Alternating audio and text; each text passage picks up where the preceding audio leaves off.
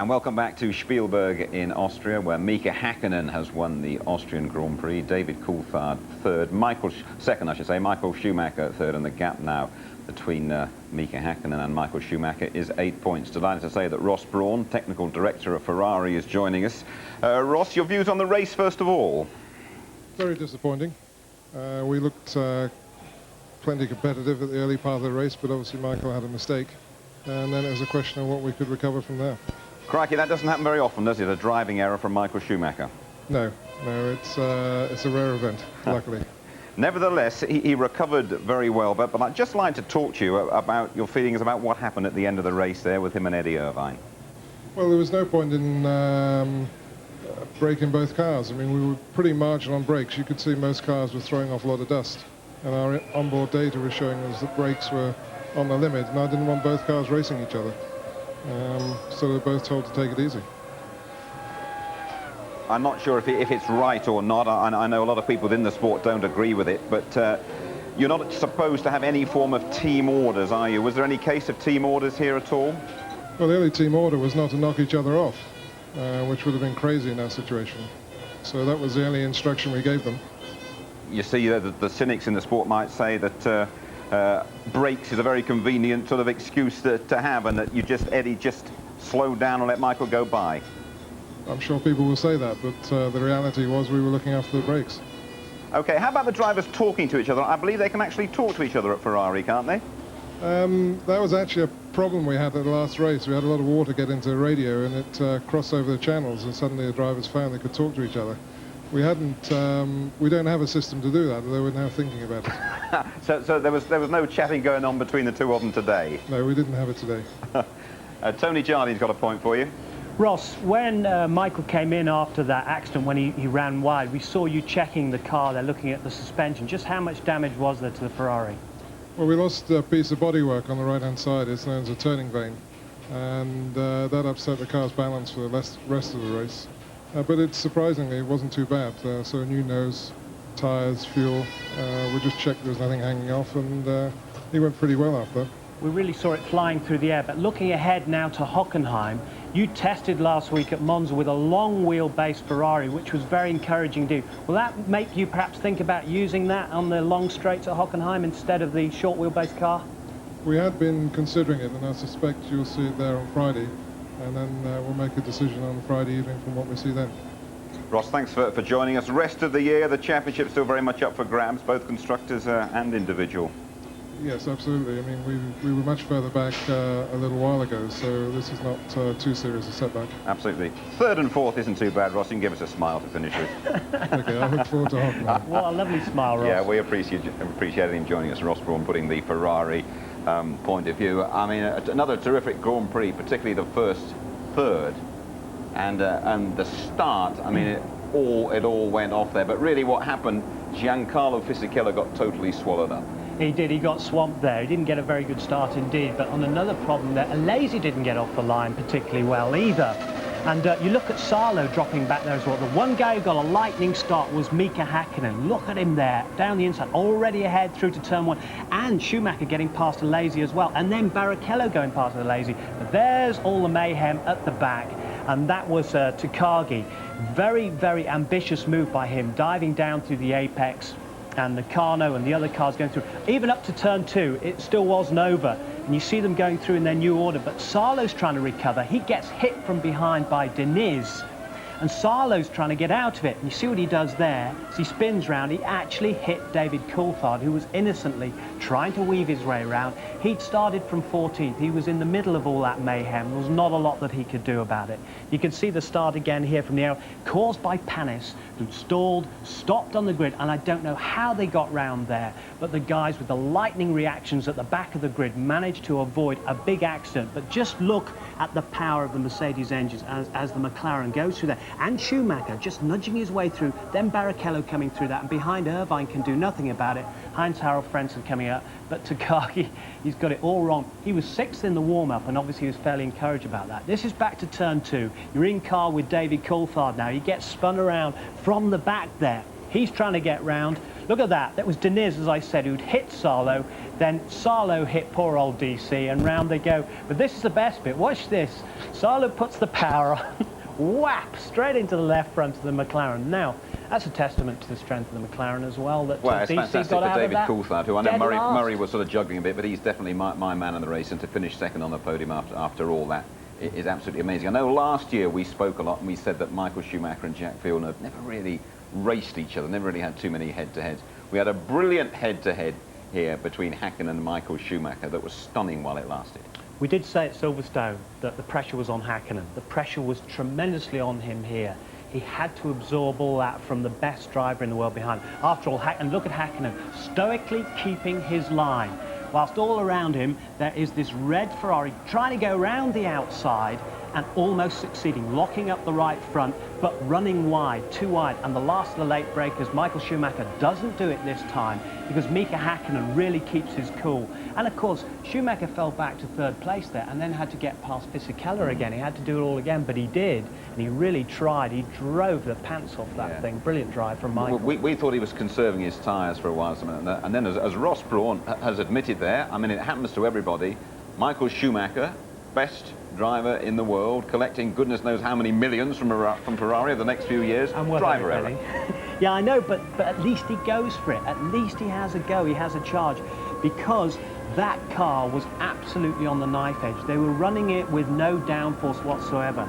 As Enzo Ferrari said, drivers like Michael Schumacher, you know, in the past when he had good drivers, they're worth about 30 horsepower just in their feet alone. But look at that. There's the fitness of Michael Schumacher, taking all that G-force, that loading on his neck.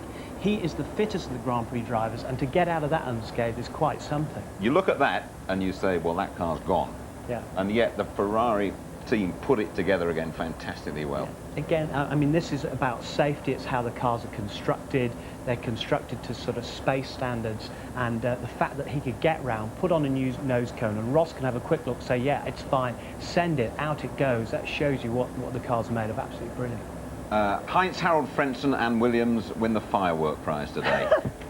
Yeah, somebody detonated this, and look at the flames coming out there. He was coming down the bottom. Now, I'm not sure what's going on here. He was up into 7th place at the time, but there is a bit of a dispute going on at the moment about Mechachrome, because it's now a Supertech Sports engine, and the rights for that are with Flavio Briatore. Now, there is a dispute going on. Perhaps they're not giving them the best engines. I don't know. Perhaps they're giving them substandard ones. It's just a suggestion.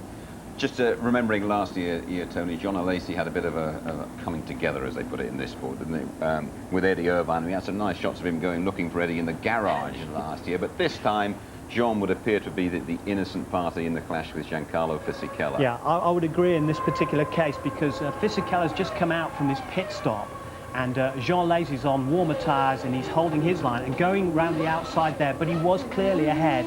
And Fisichella, I think, lacking in experience, made a very ambitious move down the inside, and he actually had his wheels just up on the curb on the inside here. You can see how far ahead Jean is. Look, up on the curb and just slightly on the grass, nudges poor old Jean round. Now, Jean actually executed a brilliant rally turn after this, but he managed to stall again. Here it is in car with Giancarlo Fisichella. The pole sitter, you can see his left front suspension is damaged there. He's not going any further whatsoever. And there's a big mouthful of the stones just for good measure. What's your estimate of Fisichella today, Tony? Did it all get a bit too much for him? No, I don't think so at all. I just think the car was a totally different animal in the wet when he set pole position, you know, and to get off the line, to get off the line against Häkkinen and Schumacher and the others, they got a lot more power than that Mechachrome engine. I think he kept his cool very well, and he held station very well, but he didn't do very well in that incident there, I'm afraid. Now, at one stage, Tony, David Coulthard was actually last. Yes. And he worked his way and he worked his way up, and we pick him up passing Damon Hill as he gets towards the front of the field. Yeah, this is a great drive from David Coulthard. You don't forget, in the last 4 races, he's had just 1 point. So you could see his relief on the podium afterwards. And this is quite good, this, because Damon leaves the door open for him. He knows there's no way that he's going to keep that guy out. He knows he's on a charge. There's a little hand comes out there from David Coulthard, say, thank you very much indeed. And Damon, also in the GPDA meetings last few days, has been criticised by the other drivers for weaving. They said, you're only allowed to move once and not twice. He said, really? So I think Damon was being a little bit careful with his chums today. Too cautious there, perhaps, because a little bit down the line we saw a terrific battle between the Schumacher brothers And Ralph didn't exactly pull over for Michael. But that was the brothers Grimm, wasn't it, against each other? I mean, they'll probably talk about this at the kitchen table afterwards. But Ralph, 2 brilliant drives in a row. Again, he was holding his place, holding station, making Michael Schumacher do all the work. And as usual, only Michael Schumacher can get out of a situation like that, the real Houdini that he is. Gets past him here. Yeah, but it takes him 3 laps to get past his brother. That also shows how much progress that the Jordan are making. Gary Anderson will be very pleased with that. Yeah, Ralph Schumacher has had a couple of good Grand Prix, hasn't he? What are your considered thoughts about, when we'll see it in just a few minutes' time, about the Ferrari and about Irvine and Michael Schumacher? I mean, what do you feel about it? Is the rule wrong? Was there collusion there? I think there was teamwork there, and I think there were tactics. The rule is loose to the extent that you can't fix a race like it was fixed in Australia. And I think that is absolutely wrong. But I agree with Martin in this situation. If you're in a team, you can tactically move between you, as you would in a long-distance run or something. Someone makes the pace out the front, whatever it happens to be. I think that's quite legitimate and it's quite fair.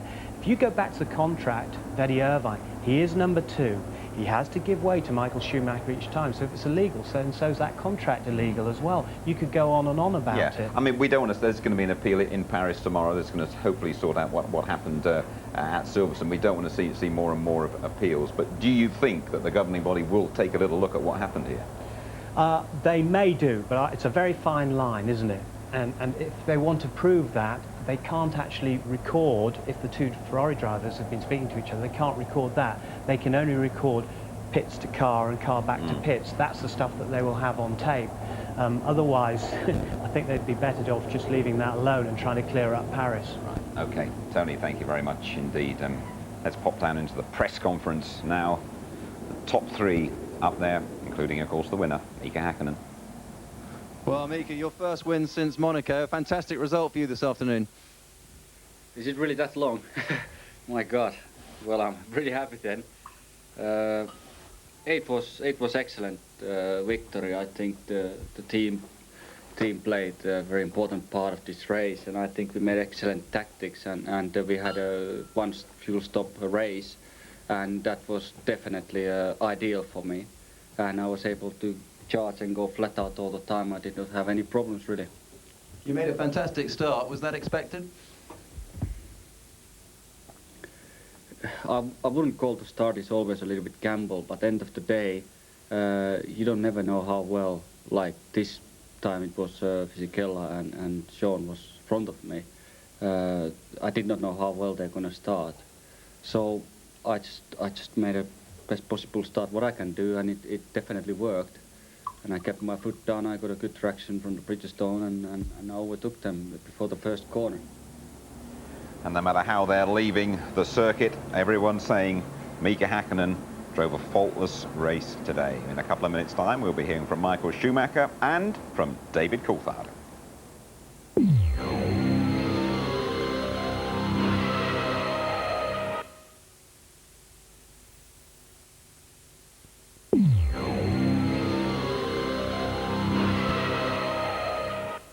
Still a beautiful day in Spielberg, Austria, as the crowds leave the A1 ring, where Mika Hakkinen has won the Austrian Grand Prix. David Coulthard, terrific race from him.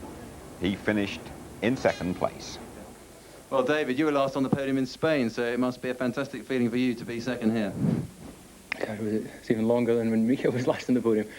Yeah, no, it's nice to get back on the podium, especially given that I had such a bad qualifying yesterday. You know, none of us would have expected that I would be so far back on the grid, but these conditions, you have to be on the ball, and I wasn't, so I paid the price. But I was very lucky that after getting involved in the first corner, or the second corner accident, that there was a safety car, because that allows me to change the wing and rejoin at the back of the pack. And when you have a car that's, you know, as good as my car is, then it makes it quite easy to overtake. And I have to say, you know, a compliment to all the drivers that I overtook, because they were 100% fair. 100% fair out there, all the drivers. Well done to David Coulthard. He deserved a good performance here. Tony, your assessment of DC today? I think that's great. That's really got him back on the straight and narrow after those 4 dreadful races for him. And I think that'll do him a power of good. The other great thing is Ron Dennis will be happy with that, because he's saying he's leaving the drivers voluntarily to race and support each other. He's not actually giving them team orders as such, saying strategically you must do this, that or the other. I think he's been proved right there. Most important thing to Ron Dennis is the World Constructors' Championship, strangely enough. But he'll be very chuffed with both his drivers today. I think David can sort of breathe a sigh of relief and have a little sip of champagne, maybe with Heidi tonight, somewhere quiet. Okay, and of course it's worth emphasising, still very, very close indeed, both for the individual and the Constructors' Championship. Michael Schumacher, third man in the press conference. We couldn't leave without having a word with him. Well, Michael, third place for you today is probably quite a good result, considering you were almost out of the race at one point. Yeah, seems to be kind of a track resisting the off I had, because it was quite high in the air, and I thought it was bigger damage, to be honest. There was enough damage anyway to come in without the front wing for one lap, which cost me a lot of time. Was in the end of the day, it was a stupid mistake by myself. I went off the line, and as you off the line, there's so much dust that you have no chance, you just run wide. After that, great pit stop of the guys, changed the wing and went back into the race from 16s and came third. It was quite a nice challenge, especially when my second pit stop finished. I was again behind certain cars which I just overtook. I had to re-overtake them again, and in that sense it was quite exciting. Michael Schumacher up there on the podium because Eddie Irvine wasn't there for a change. Eddie finished fourth. Here he is now with Louise Goodman. Eddie, congratulations, fourth place, but it could so easily have been third. Yeah, just we were in brake problems at the end, so I had to sort of take it to be a bit careful, move the brake balance to the rear. Accused me of being sceptical, but who actually decided it was going to be a brake problem today? No, it's actually we were. If you've seen, there was a lot of brake dust, that sort of thing. So you're pleased with the team result? Well, no, because you know McLaren 1-2 is the worst thing that could have happened, really. You know, at least we got a 3-4, so they didn't pull away a huge amount, you know. Here we go then, that's how it looks now. Confirmation, Michael Schumacher 58 points, Mika Hakkinen 8 points clear, David Coulthard still 30 points behind Hakkinen, Eddie Irvine now 4 points adrift of Coulthard. And the Constructors' Championship 12 points clear, McLaren now from Ferrari, Benetton third and Williams still fourth. Okay, now it's competition time. If you fancy a trip to Monza in mid-September, courtesy of our broadcast sponsors Texaco, listen carefully.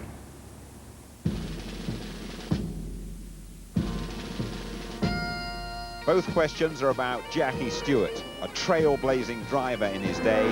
Jackie Stewart now back in Formula One, running his own team for the second year.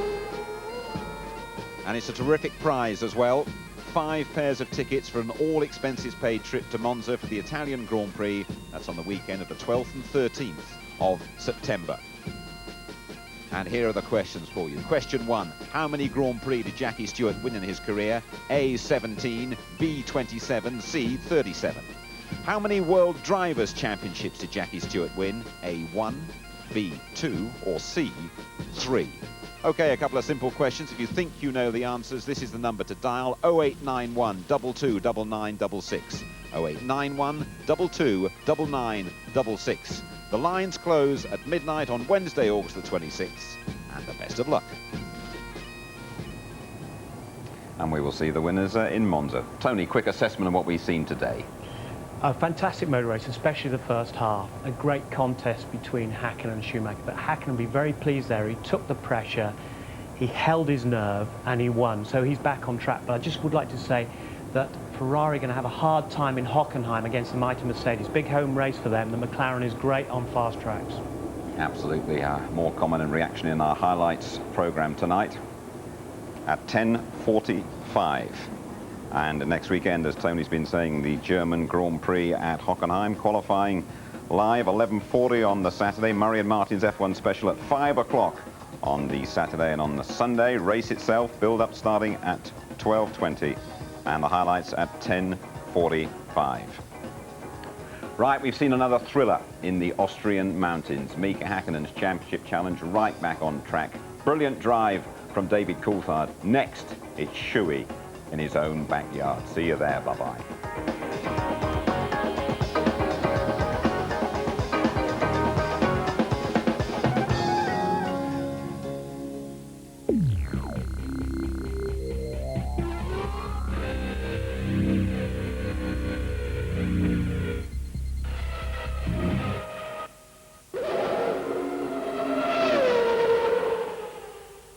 If you would like to know more about Formula One, the website address sponsored by F1 Racing Magazine is www.itv-f1.com.